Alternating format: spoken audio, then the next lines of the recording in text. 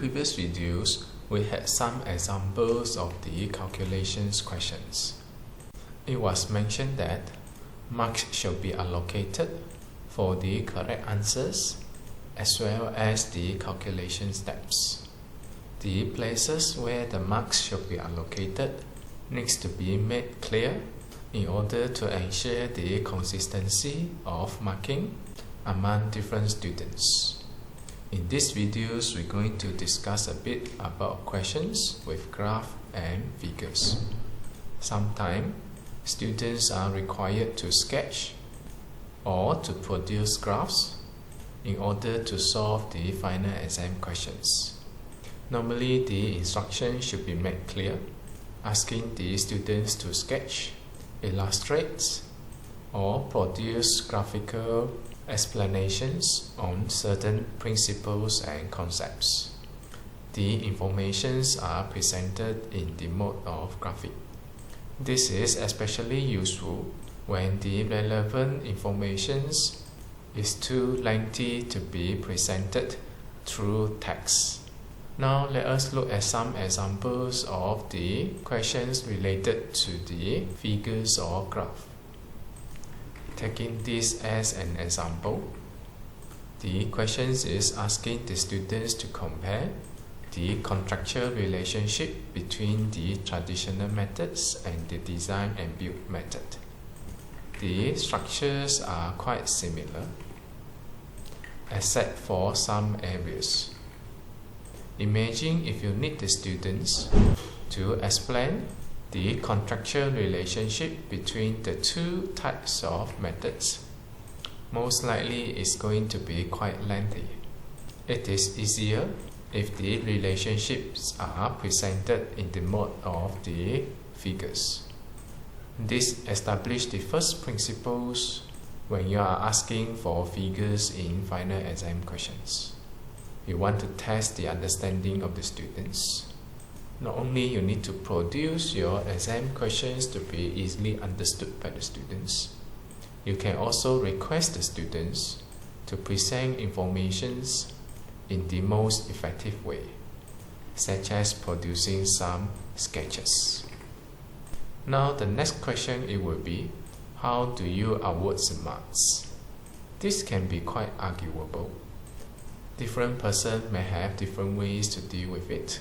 Normally, I will clearly specify how the marks are to be awarded.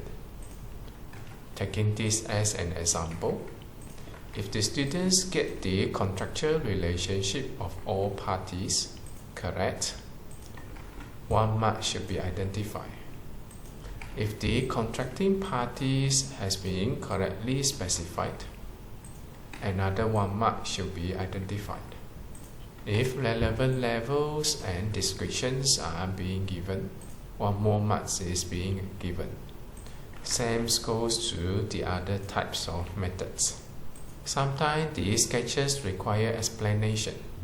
Make sure it is clearly specified in the question.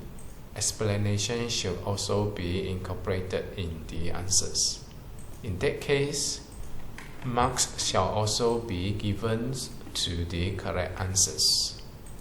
Same goes to the other part.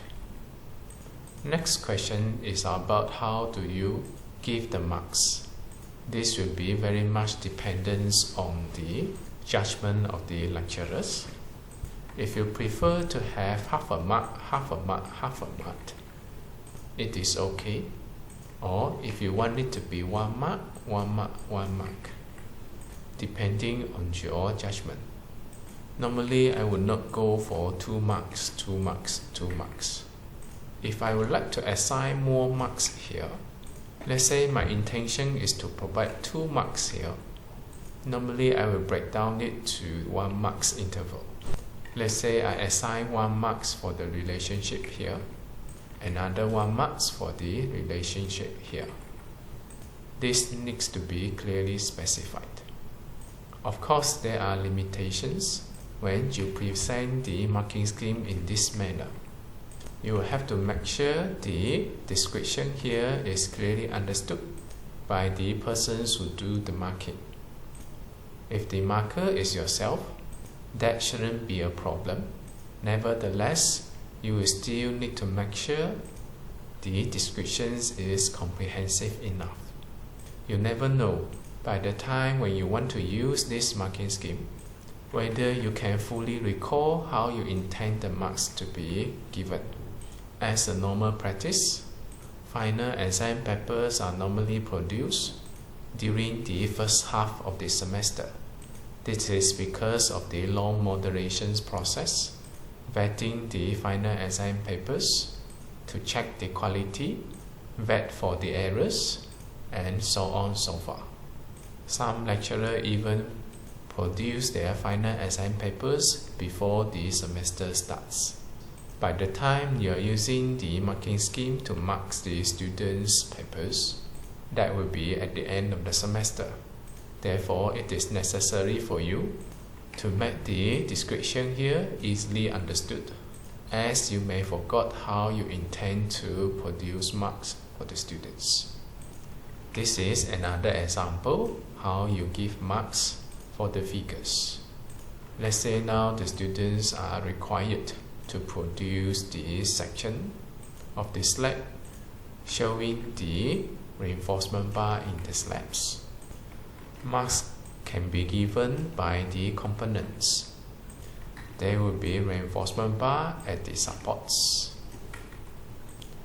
reinforcement bar at the midspan, details of the slabs, and also the grid line of the slabs. This makes the marking of the figures objective. If the students miss any item or any components are incorrectly produced, marks shall be deducted. Another questions: shall the marks be given for the figures neatly produced? Or in another way of speaking, if the figures produced by the students are untidy, messy, difficult to read, shall the marks be deducted? Personally, I feel that everything will have to go back to the fundamentals of assessment. We want to test the understanding of the students. Poor sketching should not be deducted with the marks, as long as the students can demonstrate the understanding. In this case, does it mean that students do not really need to produce really neat drawings? Not exactly. If the figures is difficult to read, which may lead to some confusions. For example, when the reinforcement bar supposedly be arranged in this manner, and yet this is produced, this leads to a totally different scenario in an RC design. Marks shall not be given. It could be due to the poor sketching, which at the same time, it may also due to the students do not know the actual concept. We cannot simply assume that the relevant error is due to the poor sketching. It is the obligations of the students to make the things clear to the markers. When there is no evidence that students really understand the concepts, we cannot simply assume that. That's why we will have to encourage the students, when come to this kind of minor detail, make sure they are extra careful with it. It may lead to totally different concepts. Now let us look at another example. This is an example for the graphs. It's a calculations question. Students need to produce tables, do the calculations, and then plot the graphs. After that, there are sub-questions for the students to answer. When come to the marking, you can make it quite explicit where the marks are to be allocated. In this example, we know that the marking scheme is quite refined, which it refines to the smallest intervals of half a mark. Occasionally, there are 1 marks awarded. So the assigned marks, it will be either 0.5 and 1. This is okay, as you will get quite accurate measurements. But at the same time, we will have to consider the practical aspects. When things is so refined, it will take longer time to do the marking. You will have to check every single rows in the tables, all the values, assign half a mark for each of them, and then check every plots. There should be marks allocated. Check the axis, label, values. Marks are also allocated, and also the other solutions. Personally, I find this quite time consuming to mark this question. If you don't really mind about the time spent on marking a paper, then it is okay. Or you can strike a balance between the accurate measurements and the practicality of the marking. You don't have to go to that level of refineness. Probably I would just make the smallest interval to be 1 mark. Since you have so many marks allocated for this question, maybe I assign a few marks for the table. You would like to assign marks for the steps. So if the tables is produced correctly, demonstrating sufficient steps to come to the solutions, 1 mark will be awarded. Most likely I will look into the final solutions as given in the table. Let's say now this part of the table here are the steps. Through the calculations, it leads to the final answer in the last column. I will just assign marks for the final answers, since just now I have already assigned marks for the steps. Let's say now these steps here are not fully interrelated. Probably I will assign the marks for the correct value for each row. If the entire row is fully correct, 1 mark is awarded. If none of the value is correct, 0 marks is given. If there is any error in the row, I will consider it partially correct, then half a mark shall be given.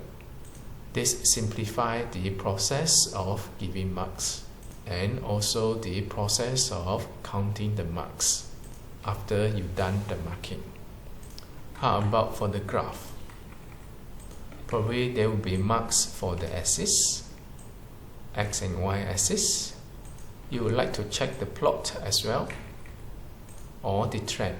If it is correct, you may assign the marks.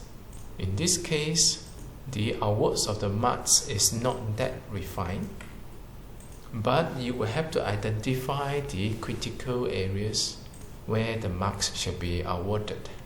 And you have to take into the considerations how much time students spend to produce the plots. If it is quite time consuming, the marks allocated for that shouldn't be too low. Otherwise, the students can simply forego this without losing much marks. As this doesn't worth their efforts, they can focus their attentions on some other areas.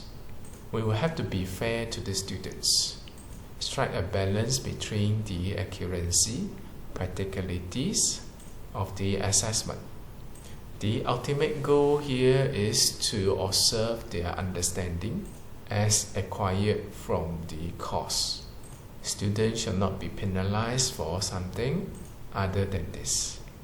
Now, whether the graph is produced neatly or untidily, unless it affects the information to be given in the graph. Otherwise, I shall not deduct marks from the graphs.